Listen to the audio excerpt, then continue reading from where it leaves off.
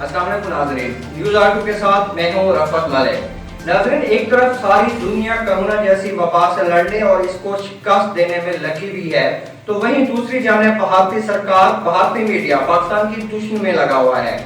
مودی حکومت اور بھارتی میڈیا کی طرف سے پہلے بھی کئی بار پاکستان پر الزام لگائے جا چکے ہیں، لیکن اس بار بھارتی فوج کے کمانڈر کے بیان نے نیا رخ لے لیا ہے۔ بھارت میں کچھ وقت پہلے ناظرین نیا ایک شہری قانون پاس کیا گیا تھا، جس کی بنا پر بھارت میں حالات بہت ہی زیادہ خراب ہو گئے تھے، اور بھارت کو جہاں پہ کرونا نے آ کے گھیرا ہے، وہیں پہ بھارت پاکستان کی دشمنی میں اور الزام تراشی میں پھر سے جٹ گیا ہے۔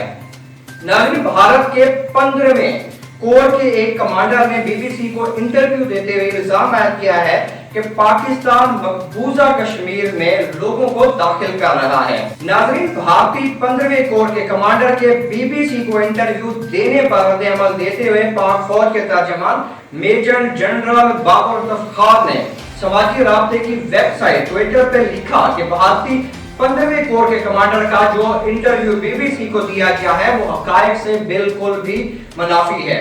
D G I S P R general Iftikhar Babar Iftikhar کا مزید یہ بھی کہنا تھا کہ پاکستان پر مقبوضہ کشمیر اور افراد کو داخل کرنے کا جو بھارتی الزام ہے وہ بھی درست نہیں ہے۔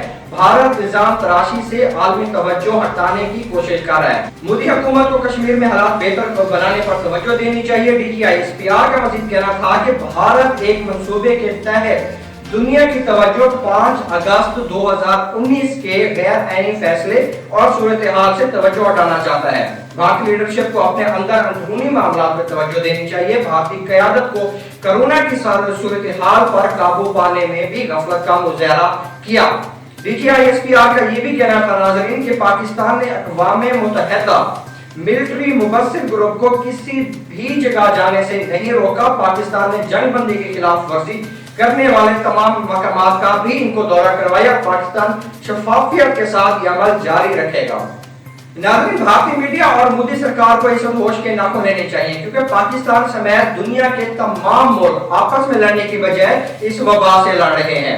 اگر مودی سرکار اور بھارتی میڈیا اس وقت اپنی تمام تر کوششیں اس وبا سے نپٹنے میں لگاتے ہیں تو امید کی جا سکتی ہے کہ اس کا فائدہ براہ راست بھارتی عوام کو پہنچے گا۔ اپنے اور اپنے پیاروں کا خیال رکھیے گا اور محفوظ رہیں، گھر پہ رہیں، اور اگر آپ کو ویڈیو پسند آئی ہے دوستوں کے ساتھ شیئر کریں، لائک کریں اور چینل کو بھی سبسکرائب کر دیجیے گا۔ شکریہ۔